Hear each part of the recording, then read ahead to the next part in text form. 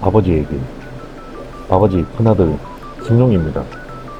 국민학교 다닐 때 어버이날 편지 쓰고 나서 마흔이 한참 넘긴 아저씨가 되어서 이제야 펜을 들어봅니다. 1년이면 될 줄 알았던 베트남 생활이 벌써 9년이 지나고 10년이 다 되어가고 있습니다. 또 뭔가 기가 또 뽀사지 딴다. 편할 날이 없네.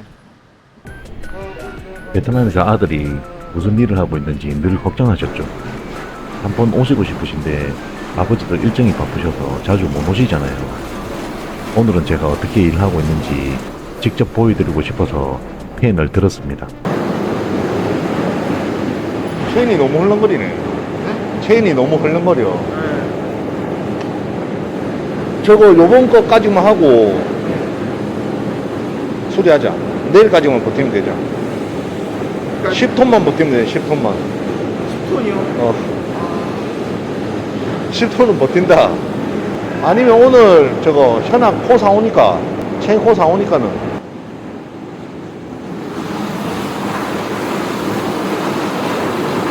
저녁에 수리하자. 저녁에 수리하자고. 이번에 부산항으로 보내는 생강주스 물량은 21톤입니다. 200kg 드럼통에 110개 분량 정도 되고요. 21톤 생강주스를 생산하려면 생강 원물이 37톤이 필요합니다. 흙이 잔뜩 묻은 생강 구석구석을 세척하려면 커팅을 잘게 해줘야 하고, 생강이 크면서 홈이 생긴 부위를 절단을 해줍니다. 절단이 끝난 생강을 1차 버블 세척을 15분간 진행합니다. 버블 세척은 생강 껍질도 불리고 흙이 1차로 씻어내는 과정을 거칩니다. 2차 세척은 솔이 돌아가면서 세척을 해주는 세척기입니다. 여기서 고압 세척기 2대를 돌리면서 껍질 탈피나 나머지 묻어있는 흙을 한 번 더 씻어줍니다. 파쇄기는 별다른 거 없이 일반 만두 만들 때 돼지고기 가는 민찌기라고 시장 가면 흔히 보이거든요. 그 시장에 쓰는 민찌개보다는 좀 큰 사이즈의 민찌개를 사용하고 있습니다. 파쇄한 생강을 이송해서 착즙기에서 착즙 과정을 거쳐주면 주스가 나오기 시작합니다. 베트남 생강은 착즙률이 원물 대비 한 60% 정도 나오고 있고요. 생강 주스를 400ml망에 한 번 더 필터링을 진행을 합니다. 그리고 바로 쿨링이 들어가는데 저희가 특별히 신경 쓰는 건 온도입니다. 착즙 즉시 미생물 발생을 막기 위해 얼음을 쏟았고 펌프를 돌려서 교반을 시켜줍니다. 저희가 목표로 잡는 온도는 영상 4도로 맞추고 있습니다. 5톤의 생강주스를 4도 맞춰서 하루에 생산하려면 얼음량이 한 8톤 정도 들어가고 있습니다. 한 팔레트 200kg 드럼을 3개 얹어서 2층으로 실으면 한 컨테이너에 108드럼 총 21.6톤 실어서 부산으로 들어갑니다. 부산항에 도착하면 시약청에서 안전한 식품인지 검사를 통해서 통관 기준에 적합한 식품인지 확인 후 저희 바이어분들에게 전달되고 있습니다. 없대? 현아야 왔나? 러시아에 줬어요. 어? 네. 새로 줬어? 네, 새로 샀어요. 그거 50거 없어서 아까 40거 아까 40거거든요. 어. 50거는 내일 내일 줄 수 있대? 네. 네, 넌 씨가 새거 요청했거든요. 새거? 새거 체인 50번 왔어? 네. 내가 밥 먹고 고쳐볼게.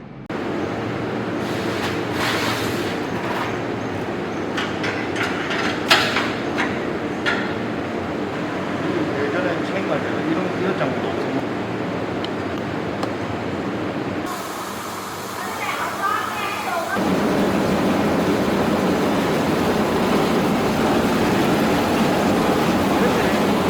아버지 기억나세요? 제가 중학교 15살, 16살 때쯤인가? 아버지께서 나중에 커서 뭘 하고 싶어 물으셨죠.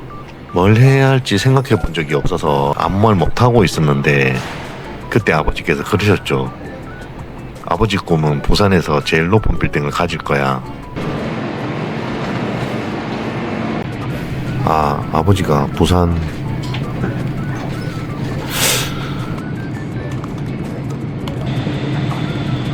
사나이였지.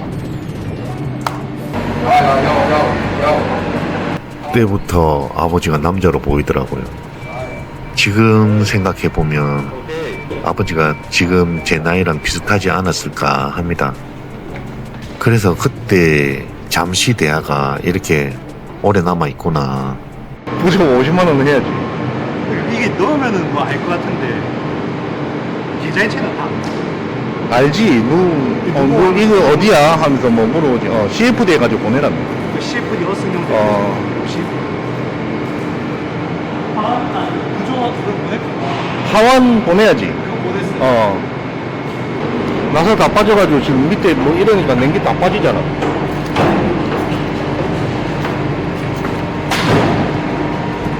자르고 나사 이거 왜 빠지는지 확인하고. 일단 지금은 뭐 볼트하고 있는 게 좀 빠져가지고 다른 컨테이너부터는 유용하게 잘 쓸 수 있겠네. 오늘은 조금 테스트고. 저도 저희 아들 충표에게 아버지처럼 멋진 아빠가 되고 싶어서 베트남 시장에 도전하지 않았을까 합니다. 쉽지 않은 길이지만 새로운 길을 개척한다는 마음으로 꼭 만들어내겠습니다. 빠른 시일에 한국에서 뵐게요.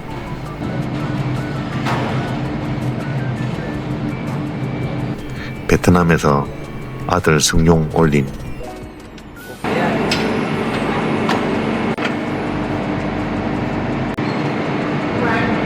차들이 이제 산까지 가다가 뭐 급발진, 급출발하거나 급정거하면 짐이 뒤로 밀리거든요.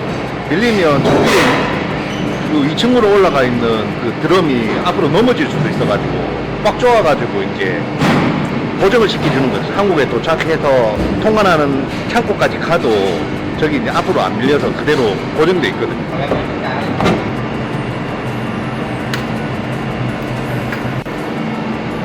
이렇게 생강 작업 끝났습니다.